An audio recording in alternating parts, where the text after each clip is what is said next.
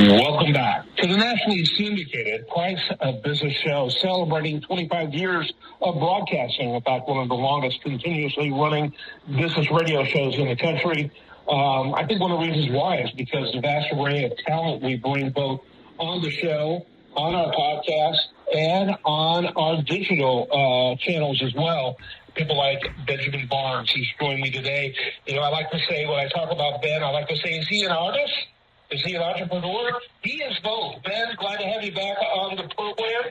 You got a fabulous guest for us today. Why don't you real quickly tell us about your work? Take about a minute to do that and then introduce our guest, Michael Cole. Hello. Well, my work involves a lot of different aspects. It's a multifaceted LLC that includes playing violin at weddings and parties, to teaching,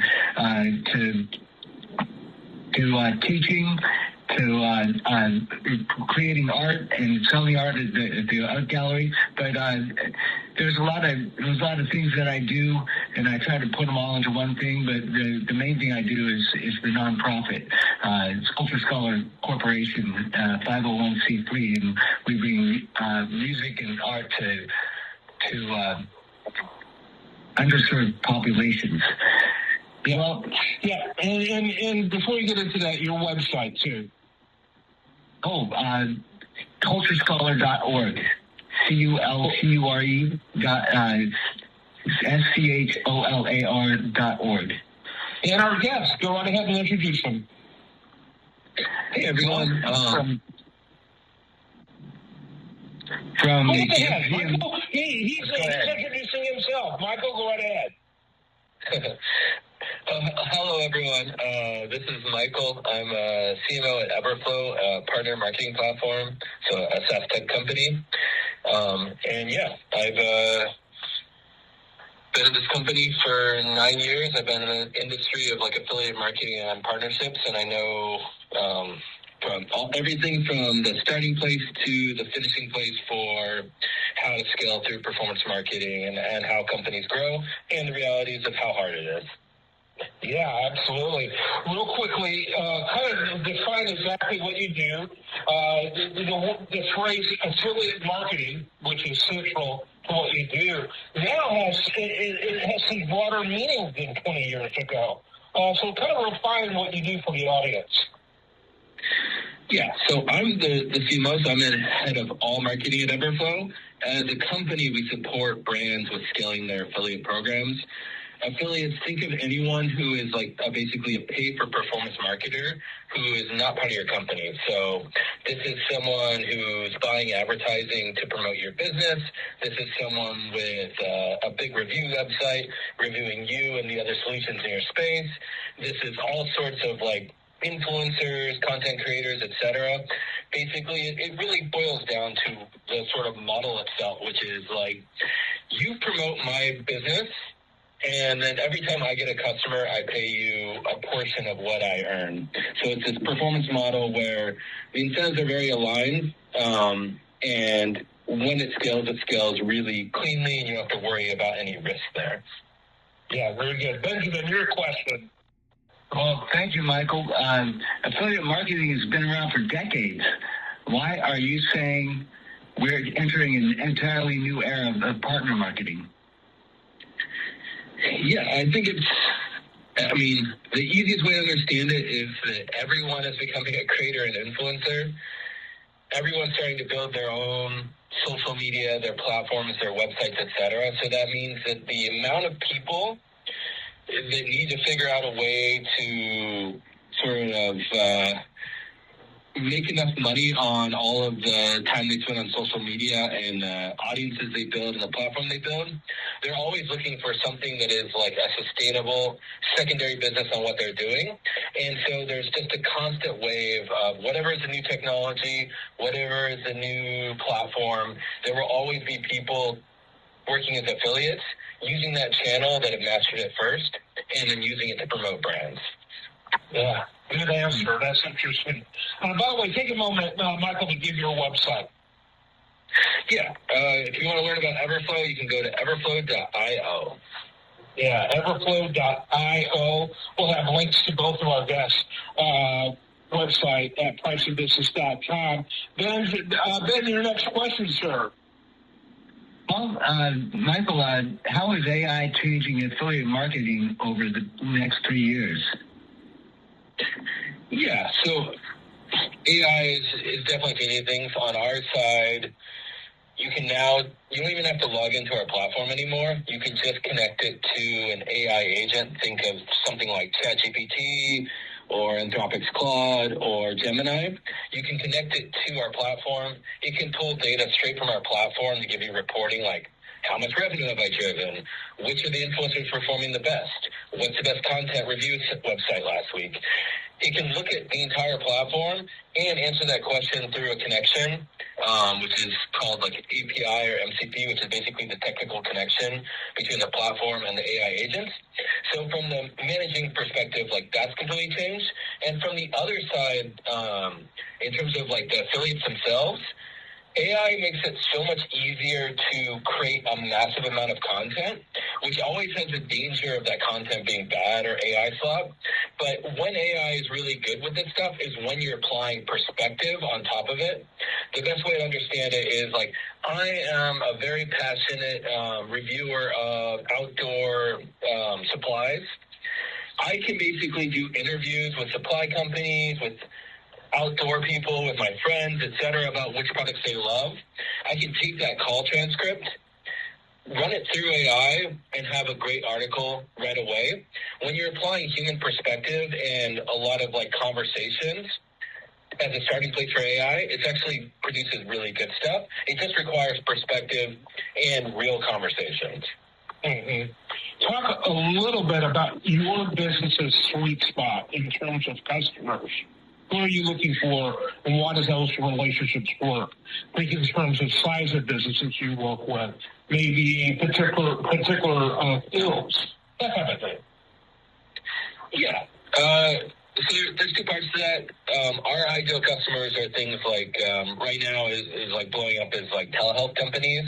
So think about anyone who is selling Ozempic or Zepbound, any of these GLP-1s. Weight loss has always been a great industry for affiliate, and these are, they're driving such good results, and the science is showing up so well that like the amount of companies there is just like ballooned. So telehealth is a good example of this, and where we have a sweet spot there is the fact that we look at the entire user journey, because if you think about someone who is, say, signing up for Ozempic, they have to fill out all of their information, they have to talk to a doctor who approves them for the medication, and then they have to actually subscribe to it. So there's many stages there, and our ability to have advanced analytics and tracking of all the stages and the true revenue coming from that customer is sort of our sweet spot.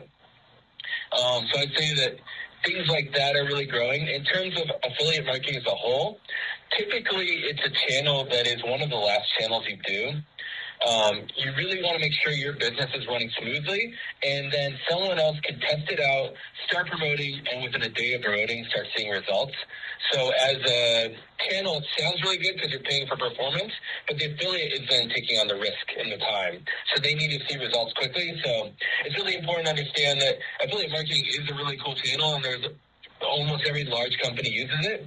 But it's always a channel, once you are already seeing success, here's how you keep scaling. Mm-hmm. Very good. Ben, your next question. Yeah, many entrepreneurs still think affiliate marketing is simply a paying influencers for bloggers commission. What are they missing? Yeah, I think it's the best way to understand affiliate marketing is that it's become a very professional business. So most of the affiliates that are the larger ones, they have massive businesses. Like Forbes, if you think about like Forbes, like they have a huge side of their business that is just creating all the review and content and analysts. Like Wirecutter is a perfect affiliate. business. They are reviewing products, they're creating great content, it serves a real value, and then they're getting paid whenever anyone buys through their review content. So affiliate is a very professional business, and you can just assume that whatever is the new cool thing, there is always marketers out there that are trying to figure out how to make AI work first, how to grow through ChatGPT ads, all these other things.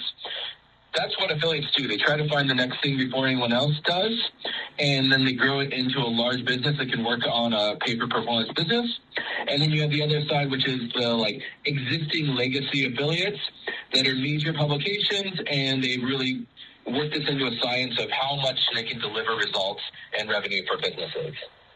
Yeah, very good. So it sounds like you're primarily enterprise level in terms of your clientele. Yeah, I think that's right. It's definitely you should be generating at least $10 million in revenue a year before you even consider affiliate marketing, just because you really it's one of those things where it has to work with the affiliate right away.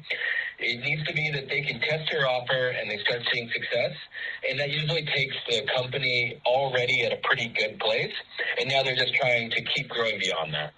Mm-hmm. Very good. Benjamin, your question. Hey, what mistakes do you see companies make during their first year?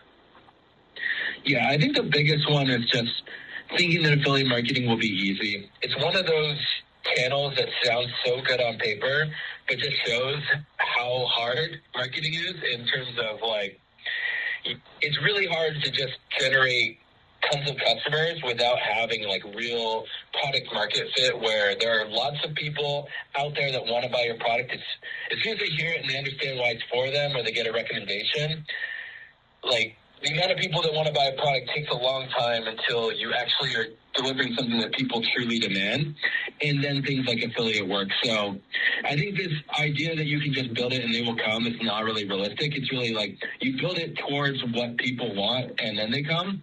And then at that point, you can sort of make affiliate marketing work. But the other big mistake with affiliate marketing is just it takes relationships.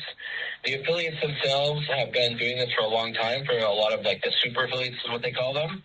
And it's one of those ones that really benefits from starting with an agency, because the agency has relationships. They know how to make your program competitive. And affiliate marketing is very different than other industries with agencies in that if you scale an affiliate program through an agency and the affiliates are making a lot of money with your brand and delivering a lot of money for you, you can always end that relationship with the agency, and the affiliates will still work with you. It's not like other types of agencies where as soon as you let go of the agency, everything falls apart. Affiliate marketing actually works pretty well even after the agency's not involved. So that's the other part I always recommend, is it's one of those spaces where marketing agencies provide a ton of value, and it's the best way to get started if you haven't done it before. Yeah, we're officially playing Beat the Clock. Benjamin, final thoughts from you as we wrap it up, and then I'll ask Michael the same thing. Final thoughts, Benjamin. Well, let me think. Why has attribution become such a huge issue in digital marketing? So, Benjamin? Hey, Benjamin, got to wrap it up. I wanted to get your final thoughts regarding the interview. Oh, final thoughts. I'm sorry. No worries. Well, there's some things that I've done with affiliate marketing, and it's a hard knack to get into. I didn't try to do it with going to an agency. I just got in it because I was doing so much social media, and there was a chance to promote a group that I felt really strongly about. Mm-hmm. Very good. Michael Cole, final thoughts. Yeah, I think we're in a really interesting time. AI is changing things so fast, but for companies like us and people like me that have gone really deep in the AI side, you really end up at the beginning again, which is the thing that makes you different even with AI is your personality, your perspective, and your relationships. And I think that we're going to see both how companies grow with AI not being that different than in the past, and especially with things like affiliate, it's still all about relationships. AI is just enhancing the way you do it. Mm-hmm. Yeah, very good. Thank you so much, Michael. Thank you, Ben. I am Kevin Price. This is a great segment. I've got some ideas myself just listening to this conversation. You're listening to the nationally syndicated Price of Business show. Stay tuned for more after this.